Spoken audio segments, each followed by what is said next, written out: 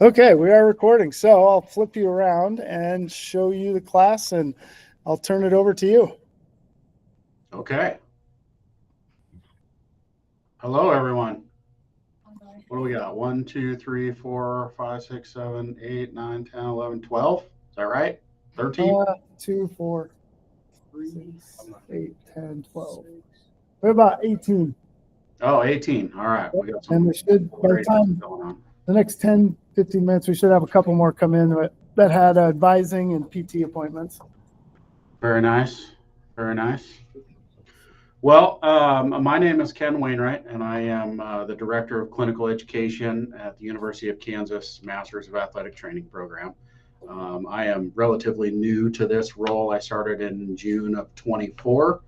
Prior to that, I've got 27 years of clinical experience in athletic training, all of which were at Division I schools, the last 20 of which were at University of Kansas with the baseball team.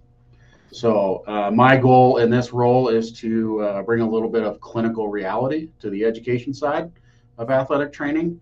And, so I'm happy to answer any questions moving forward. It's my understanding that I'm giving a presentation about our program. Is that correct? Yep, that's perfect. Okay. All right. And can everybody see? Let me share my screen. Is there a projection, or are we just watching it on a computer screen? Nope, there's a projector. Okay. Yep, you're front and center on a big screen. No one wants to see that. Perfect. All right. Oh, let's go this way.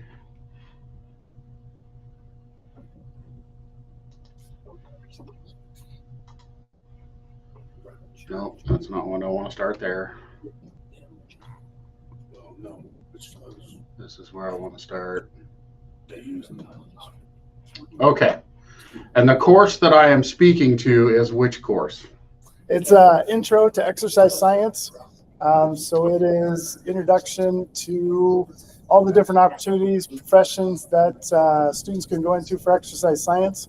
So we have students interested in PT, athletic training, OT, chiropractic, strength and conditioning. Outstanding. Those are the big five. All of the interprofessional collaboration bigwigs. So that's awesome. Are you seeing the actual presentation screen or the notes screen with the next slide? Yep. We're seeing the presentation. Okay, very good.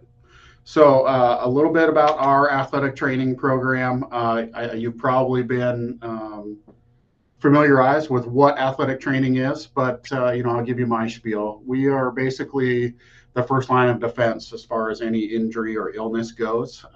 In the past, that was typically in an athletic or a sports arena, but our reach is broadening every year. We are in all kinds of settings now, anywhere from NASA to industrial to the sports side to physician clinics. So like I said, our reach is broadening every year to where athletic trainers are and where employment opportunities are for athletic trainers. So we're going to talk a little bit about how to become an athletic trainer, which you probably touched on already, but I'll cover that again, and then about our program specifically. So what are athletic trainers? We are healthcare professionals, number one. We provide our community with a safe approach to work, life, and sport. What do athletic trainers do? We serve under the direction of physicians.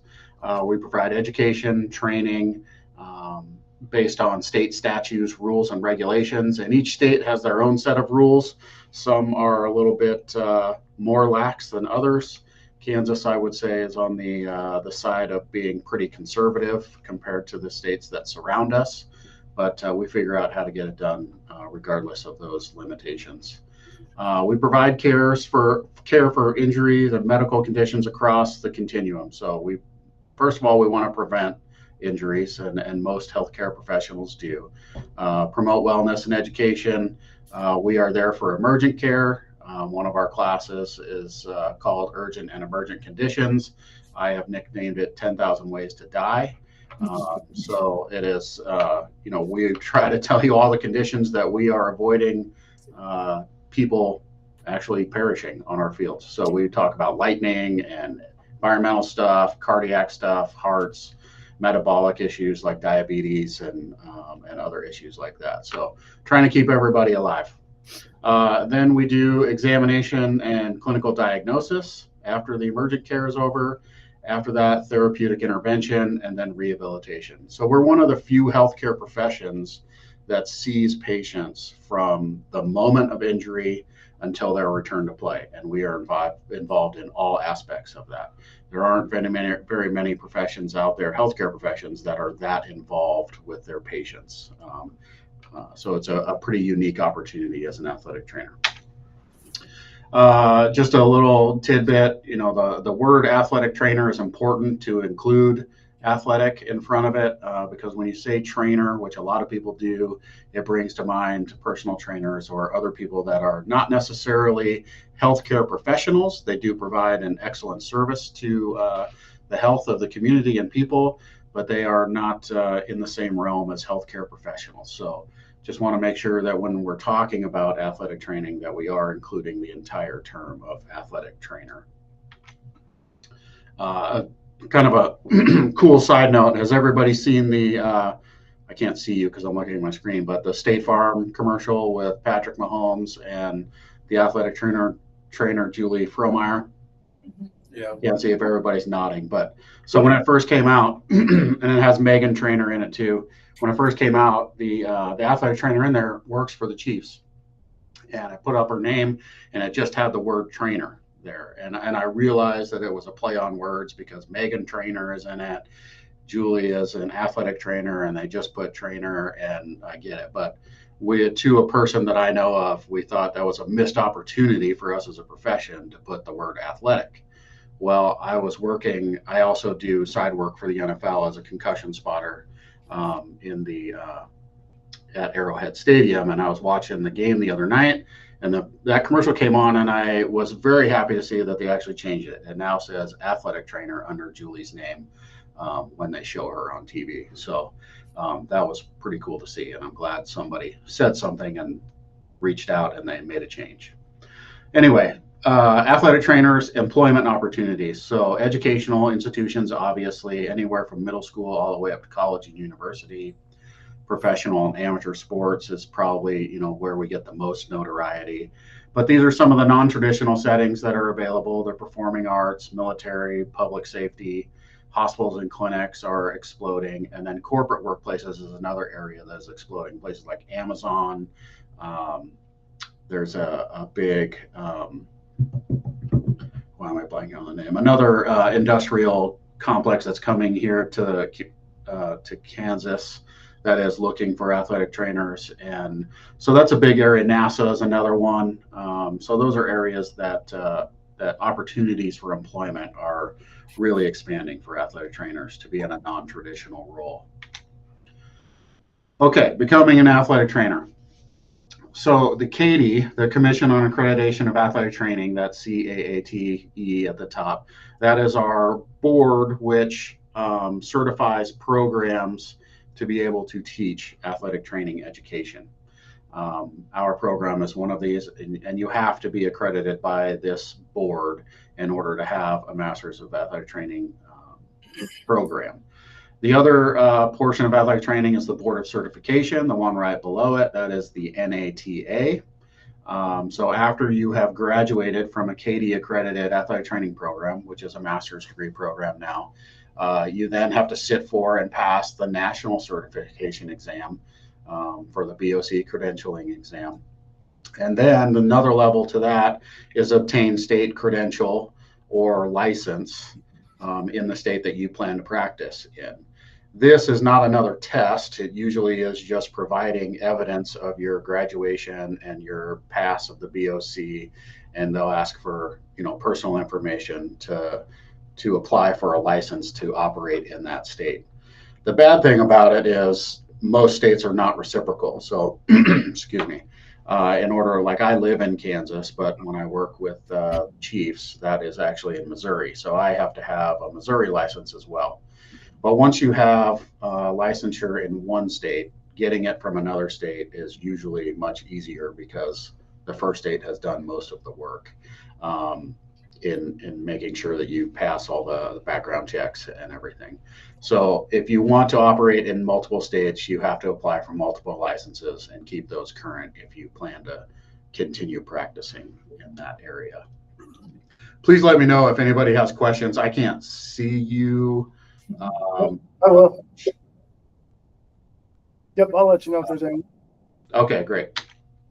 So the mission of our program strives to develop excellence in the next generation of clinicians, scholars, and leaders by providing collaborative, interprofessional, innovative, and evidence-informed education. And I mentioned the term interprofessional previous when Dr. Sire was telling me what programs you all are from. This is a big deal in healthcare, and being able to communicate with and collaborate with other healthcare professionals out there is very, very important to patient care and making sure that nothing is missed and taking a holistic approach to the way that we treat people and patients. And this is a big deal on our campus. We just actually last Friday, excuse me, had an event that we call Foundational Interprofessional Education and Collaboration, and we had over 850 of our students, which included medicine, nursing, OT, PT, AT, pharmacy. I'm probably missing a couple, but all of our students on campus participated in this event where we were working on scenarios to try to avoid medical error. And unfortunately, that still happens, but a lot of that can be eliminated by communicating. So this event was centered around communicating with people from other health professions and making sure, like I said earlier, taking a holistic approach to healthcare for our patients. So our particular program here at KU Med is 2 years or 6 semesters. So it's summer, fall, spring, summer, fall, spring. The classes start in the summer, like I mentioned, and this can be the shortest summer of your life if you are in a semester program. Most semester programs graduate middle of May. Our program starts the Tuesday after Memorial Day. So it's about 2 weeks later that our program starts. So it's a very short downtime. It's a 60 semester credit hour course. And this is kind of what separates our program as well, is that we share 8 of our courses with the PT program and PT students. And those classes are co-taught with PT and AT faculty. So to kind of give everybody a collaborative look at patient care. And these are the foundational courses like anatomy, physiology, kinesiology, evaluation courses, and modalities. So those are, pharmacology is another one that's a shared course. So the information that both of our programs need, we share with PT. So those classes are a little bit larger than just the courses that just have AT students in it. So like I mentioned earlier, we are a CADE accredited program. The bottom line that's bolded, something we're very happy about and proud about. Last year, we got approval for the KC Metro rate. And I realize you guys are in Iowa, so it may not pertain to you, but maybe you have family that in one of the 11 counties that border the greater Kansas City area. We are now allowed to offer the people from those counties in Missouri in-state tuition, which basically cuts your burden in half, which is a pretty big deal for everybody. Anytime you pay half of something, that's good. This is a slide showing our plan of study. So this big blue box here, these are our didactic or our classroom classes. The ones highlighted in red, and I realize that there are 9. I believe it is pharmacology in semester 2 that has been no longer a shared PT course. But the ones highlighted in red are the courses that we share with PT students. The others are just our athletic training cohorts. And as you can see, the first semester, that summer semester, is applied anatomy, advanced topics in human anatomy, and then the foundations of athletic training course. This first summer, you spend a lot of time in the anatomy cadaver lab. And it is a very impressive facility, and each group of 4 or 5 students has their own cadaver to do the dissecting. So if that's something you find exciting, come do it. It is, there are really not very many better ways to learn about the human body than actually being inside of one and realizing where things go and what they attach to. So it's a great opportunity. And then as you move on into the program, the didactic courses continue. And then this bottom black box, this is our curricular or our clinical curriculum. So starting in your second semester with that ICE 1, that ATTR 713, this is where we send you out to clinical sites to practice under local athletic trainers and bring the classroom to the clinic and practice what you're learning. So as you can see, in each semester, we have additional, from semester 2 through 6, we have clinical curriculum. Let's jump all the way to fall 2 or semester 5. You'll notice down here on the bottom that the very bottom one, that ATTR 843, from August to October. So that is a full clinical immersion. So you don't even come to class. You are at the clinic whenever your preceptor is at the clinic. The expectation is like a full-time job, so about 40 hours a week. So for the first 10 weeks, August to October, you are at your clinical site. And then from October to December, which happens to coincide with our fall break. I know not every state or every program has a fall break. It's different than Thanksgiving, but don't get me started on that. After fall break, our students, they remain at the clinical sites, but they have to come back to campus on Tuesdays and Thursdays for these courses that are outlined above in semester 5.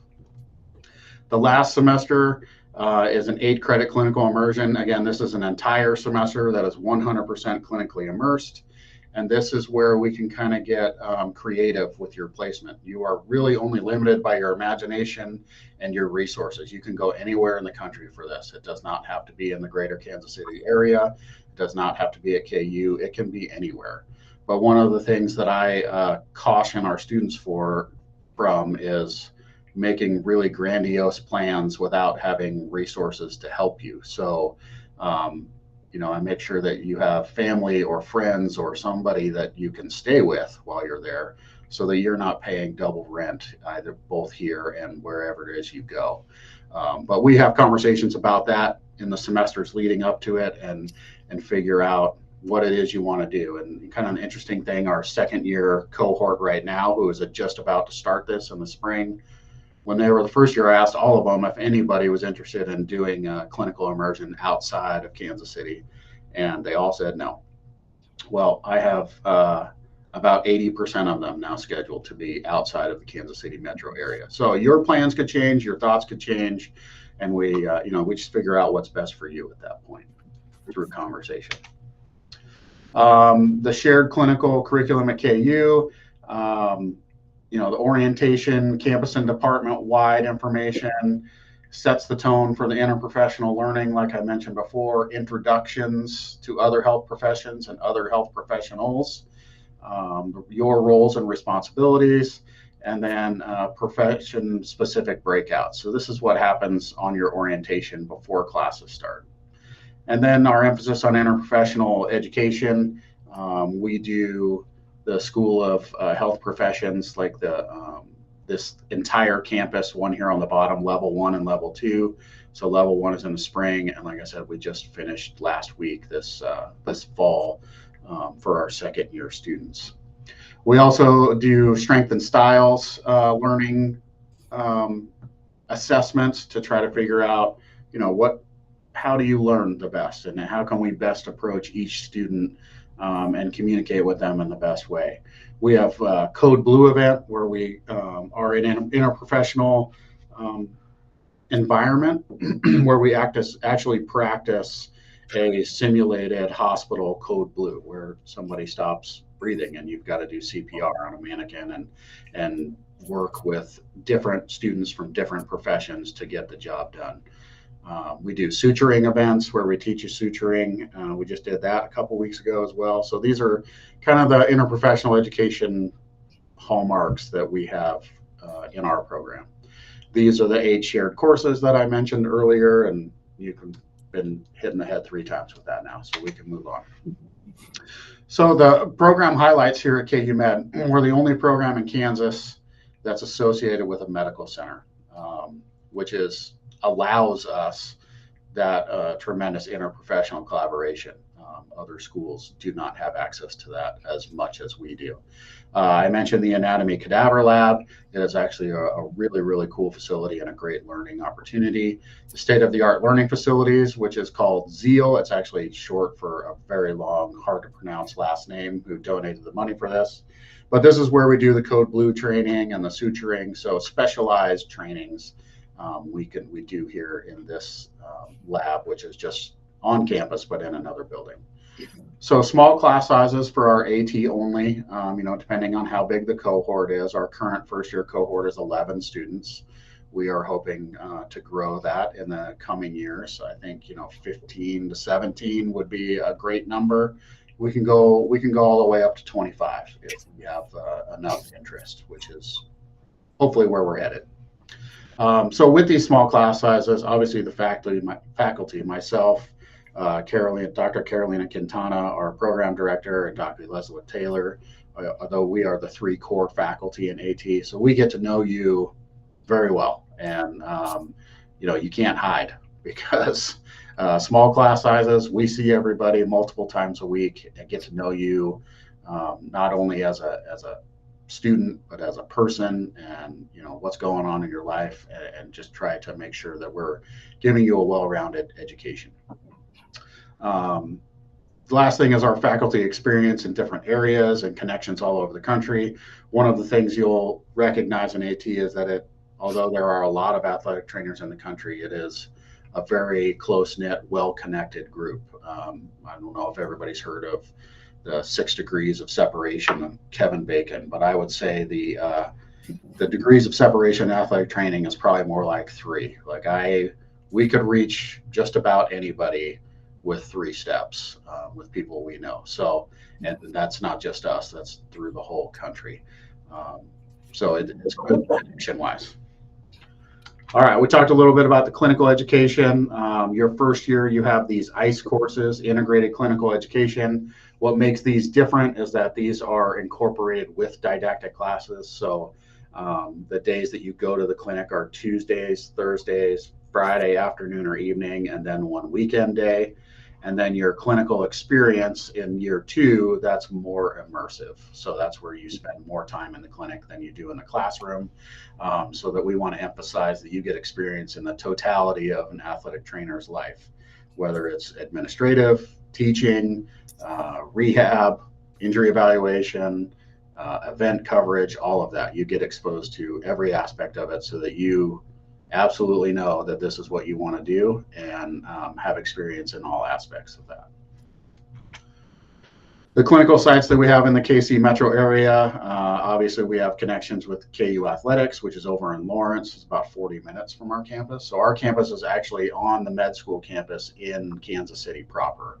That tall building that you see there in the background of this picture, the street right behind that is actually called State Line. So if you cross the middle of the street, you are now in Missouri. So we are that close to the state line here, but we are actually in Kansas. So the University of Kansas Health System, which is the hospital side of this campus, also employs many of the high school and middle school athletic trainers in the area. So we have connections there to send to clinical sites. Other small colleges in the area like William Jewell, Baker, UMKC, Mid-America Nazarene, Park University. So there are 6 or 7 different small universities within 40 minutes of our campus that we can get college experience at. Outpatient rehabilitation clinics. The hospital actually has a performance center, which has a collaboration of strength coaches, PTs, ATs. There are actually physicians that run some clinic time in there too. So that is a really cool experience to see, the patient from evaluation all the way through the performance side of things. Physician practice. This is where usually in the summer, the second summer is where I send our students for this, where you go in and work with ATs that run physician practice clinics. help rooming patients, taking histories, um, referring for exams and studies. And then we also incorporate surgical observation in that second summer. Connections to the professional sport teams in the area, we're connected to all of them. Some of them don't fit great with our academic schedule, but we're willing to, if that is your ultimate life goal, we're willing to look to see what we can do to get you that experience. And then the last one I mentioned, the immersive sites across the country. Really, it's only limited by your imagination. If you have an area of the country that you want to go to, we will help find a clinical placement. The best example I have of this is one of our current second years. She actually came from California, but she has always wanted to work professional rugby. Personally, I didn't even know there was a professional rugby league, but there is.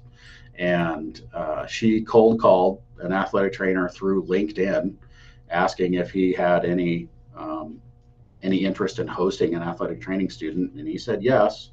So she is now going to Seattle next spring to work with the Seattle Seawolves, the professional rugby team.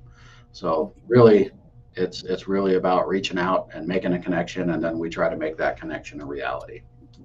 So they wanted, if we had someone that was interested in coming back to Morningside to do their immersion. No one has specifically mentioned Morningside. It is not out of the realm, but we could make that happen if Morningside wanted some help, and we had somebody with some Iowa connections. That would be easy to do. Nice. So the application process, not only for our program, but many in the country run through a program called ATCAS, which is Athletic Training Centralized Application System. So that's that little logo right there. It is an online application process where you input all of your information to this ATCAS center, and then you pick and choose which programs you want your information sent to. This is something, unfortunately, you got to pay for. I believe it's $99 to put your initial in and send to one school, and then each additional school you want to send it to is 50 or something, maybe 55, something like that. So I wouldn't, throw a huge ranging net there unless your resources are unlimited. But try to pick and choose, and everything goes out of this. So it's a centralized application process. Our admission requirements at KU, you have to attain a bachelor's degree. It does not matter to us what your bachelor's degree is in, as long as you have completed our prerequisite courses, which we'll get to on this next slide. You got to have a minimum 3.0 cumulative and prerequisite GPA. We want two letters of recommendation, and we'd like at least one of those be from an athletic trainer. There are a couple pretty easy essay questions, and the reason that we ask you to write that is currently we don't have an interview process, so this lets us get to know you a little bit better. They are not difficult questions. It's basically like explain a typical day for you, and what makes you interested in athletic training, those type of questions. This last one, I want to highlight, this is a recommended. It is not required, the 40 hours of athletic training observation. Now, the reason that we recommend this is we want to make sure that people are applying or coming to our program know what athletic training is, know what they're getting into. So this is really to protect the student so that nobody shows up on our campus and after paying tuition for a semester or two are like, yeah, this is not what I thought it was, and I don't want to be involved anymore. So we want to make sure that you know what this is and you are a happily willing participant. That's why we recommend that you do some observation. So like I mentioned, all materials are directed or submitted directly to ATCAS, and then we have access to all of the verified applications there. We do rolling admissions here at KU, so there's really there is an opening, which is July 1st, and then a deadline for March 15th. But if people's applications are completed, say tomorrow, we get notification that there's a verified application.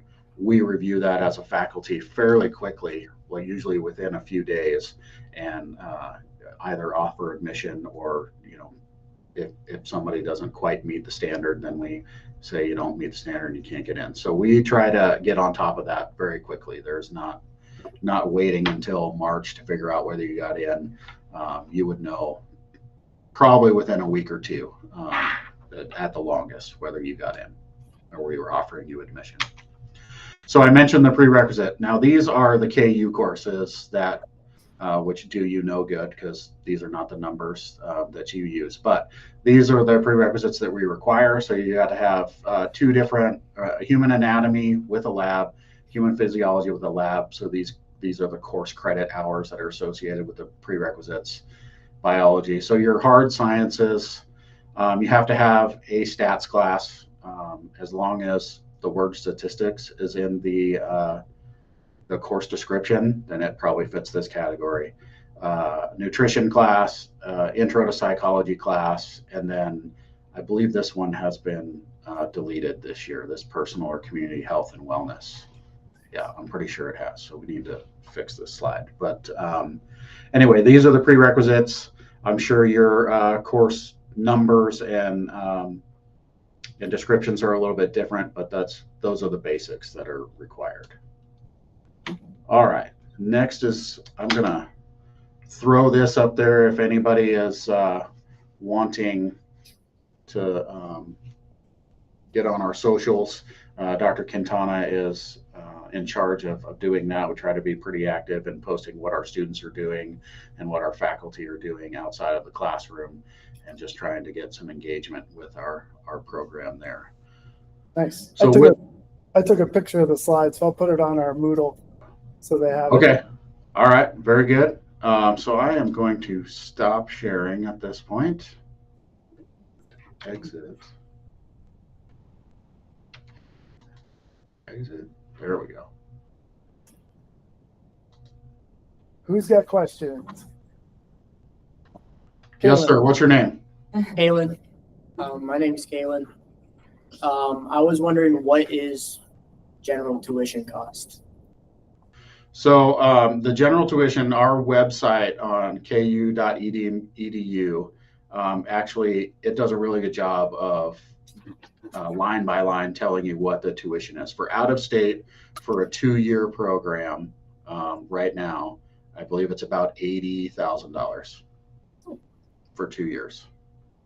But if you wanted to get into the nuts and bolts of it, it is line by line delineated on our website very well. So we're not trying to hide the fact what it costs. But yeah, it's about $40,000 a year. And then for in-state, it'd be half that about? Half of that, yes. And do you guys offer like scholarships after that to just make it a little bit cheaper, or is it? So there are scholarships that you can apply for through the School of Health Professions or other areas. There are not specific scholarships from our program, which is a challenge, and we realize that. But you know, I wish that we could offer some kind of graduate assistantship, or like it used to be when I went through my accreditation process. But that's not how it works anymore. So there are scholarships that are available, like first generation scholarships and then merit-based scholarships, but they're not huge sums. I would say you could, if you got all of them, you'd probably be around $8,000 or $9,000 in help. Any other questions? How many applications do you normally get? Typically in the 30 to 40 range. We have already admitted 6 for next year, and we have 3 more that we're waiting on reference letters. So, you know, if we get to 9 before Thanksgiving, that we're in a pretty good spot, and hopefully it'll pick up. Most students don't get super active in what they want to do after undergrad until Christmas break, and try to figure out what they're going to do with the rest of their lives. So I think, you know, we're in a good spot right now, and we hope to expand that moving forward. You mentioned you do some of the concussion testing for NFL and the Chiefs. Can you explain a little bit about what that entails and how you got into that? Yeah, how I got into it is really about connections and who you know. 10 years ago, the NFL, well, the NFL started this program, I believe, in 2011 or halfway through the season in 2011. And it started with one person per team doing it.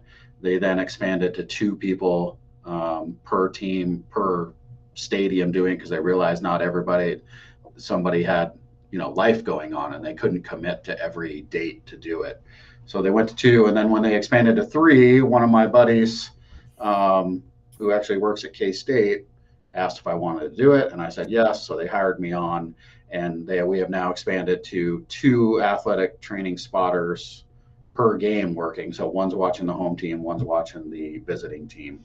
We are basically another set of eyes on the field. We sit up in the press box, the very top level of the press box, and watch the game through binoculars and look for concussion-like behavior that is not being noticed by anybody else. And the NFL has done such a great job of education and recognition of concussions-like behavior that referees are involved, other players are involved, players are self-reporting more than ever. And so it's kind of casting a big safety net over the whole idea of concussion and concussion-like symptoms and prevention. So if we, in our role, notice somebody on the field displaying concussion-like behavior, like slow to get up, shaking their head, just have kind of a blank looking stare, or we have video evidence of big collisions to the head and they are exhibiting these symptoms. If we see impact seizures or fencing posture, we can then call down to the referee. We actually have a referee in our ear, and we can stop the game to make sure that this player is evaluated before play continues.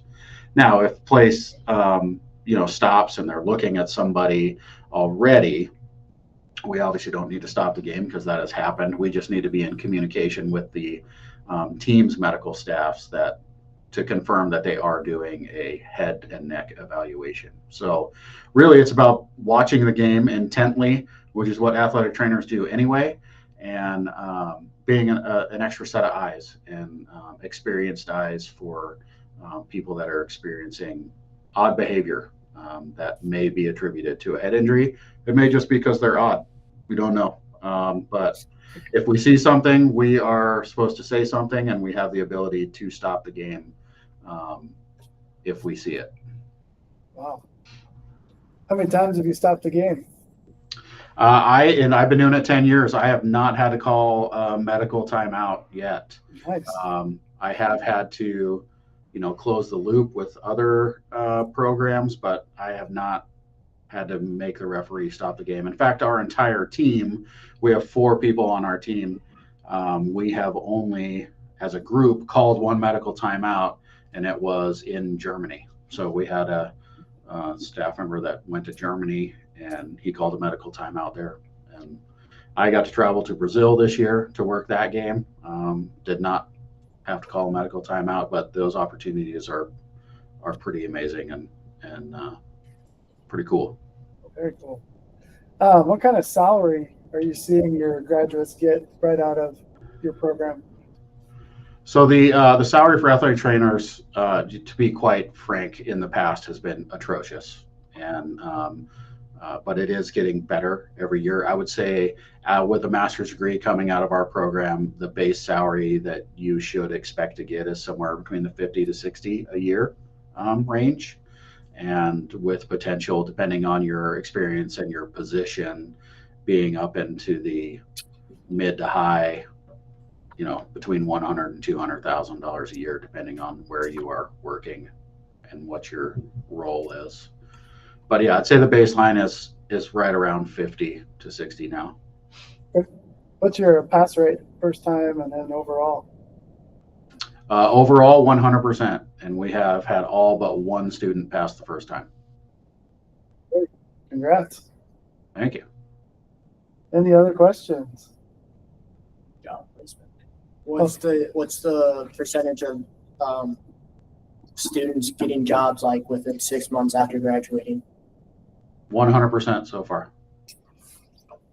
Where do most students go, or where are they looking to go? A majority of our students are from the Kansas City metro area. So, we've been able to, or they have been able to find jobs. So our graduating class last year, we had one go into high school, one go into college at UMKC, one is in physician practice clinic, and the other is in New Mexico. I can't remember whether it was New Mexico or New Mexico State working football. So, but it was a smaller class that graduated last year, and then we'll have 7 graduate this year, and then our newest cohort is 11. Thanks. Any other questions? Everybody's good? All right, give Ken a hand. Thanks very much. Yeah, you're welcome. Happy to help. Hopefully we'll see some applications. Yeah. In the future. And I can just put your emails up, and they can reach out with any other questions or stuff like that. Absolutely. Yeah. Cool. Okay, awesome. Thanks so much. Okay. Have a good rest of your day. You too.